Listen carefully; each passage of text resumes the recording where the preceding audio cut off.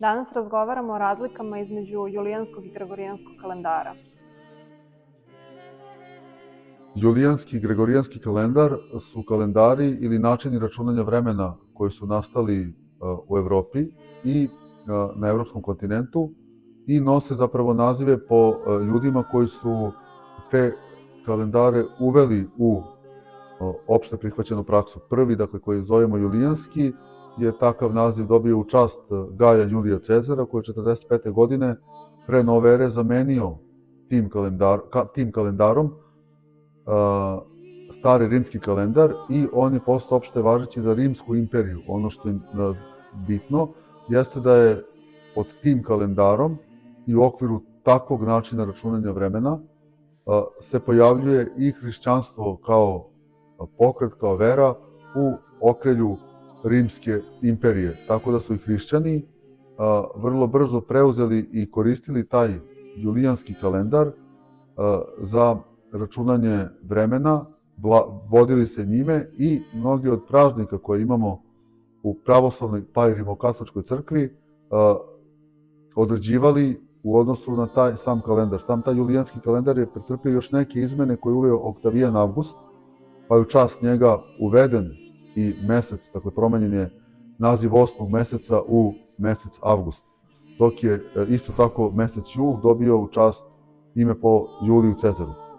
Međutim, taj kalendar je odstupao od te takozvane tropske ili astronomske godine, zaostao na svakih 128 godina, on zaostao jedan dan u odnosu na tropsku godinu i u 16. veku astronomi su uvidjeli da je to već nekih 10 dana u odnosu na prvobitan kalendar kada se on pojavio i došlo je do ideje da se taj kalendar u zapadnoj Evropi reformiše, što je učinio Papa Grgur XIII i zbog njega i taj novi reformisani kalendar nosi naziv gregorijanski. Dakle, razlika između ta dva kalendara je zapravo u tome preciznosti jednog, odnosno drugog, u odnosu na tu takozvanu astronomsku godinu, odnosno tropsku godinu, merenu u kontekstu kretanja zemlje oko sunca. Ne računaju sve pravoslavne crkve vreme i praznike po julijanskom kalendaru, većina računa. Međutim, neke od crkava su prešle na novi kalendar.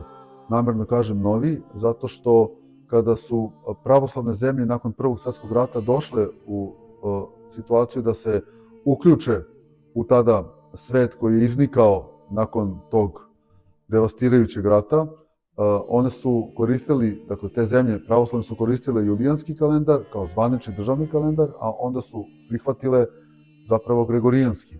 Međutim, crkva je ostala na julijanskom kalendaru i da bi uskladila svoje računanje vremena sa državom, bilo je ideja kako da se to reši. Pravoslavni nisu hteli da prihvate samo kalendar koji potiče od rimokatoličke crkve zbog razlika u veri, zbog raznih istorijskih okolnosti i razmirica koje prosto postoje u tom međukonfesionalnom doživlju jedni drugih. I došlo se na ideju da se napravi novi reformisani kalendar koji je sačinio srpski naučnik Milutin Milanković i koji je predstavljen 1923. godine na Svepravoslavnom saboru u Istanbulu ili Carigradu, gde su jedan broj pravoslavnih crkava, pomoćnih pravoslavnih crkava, prihvatile taj kalendar i dan danas svoje praznike, bogoslužbenu godinu, računaju pa time, dakle, praznike po tom kalendaru, dok su mnoge crkve pravoslavne, dakle skoro polovina, ako ne i više polovine, ostale pri tom julijanskom kalendaru. Jedna od crkava koja je ostala pri tom julijanskom kalendaru je i Srpska pravoslavna crkva.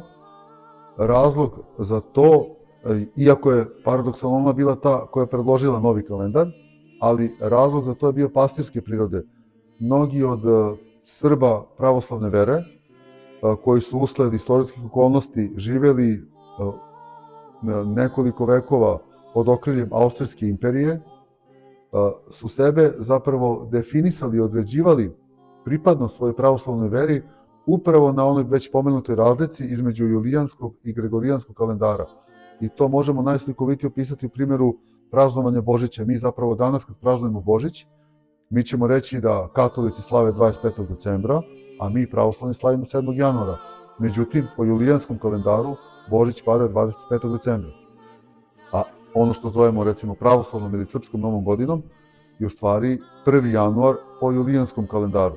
Međutim, pastirski su razlozi zašto je crkva ostala tog uverenja da nisu se stekli uslovi da se prihvati taj novi reformisani kalendar, jer se on zapravo poklapa i poklapaće se još nekoliko vekova sa gregorijanskim kalendarom.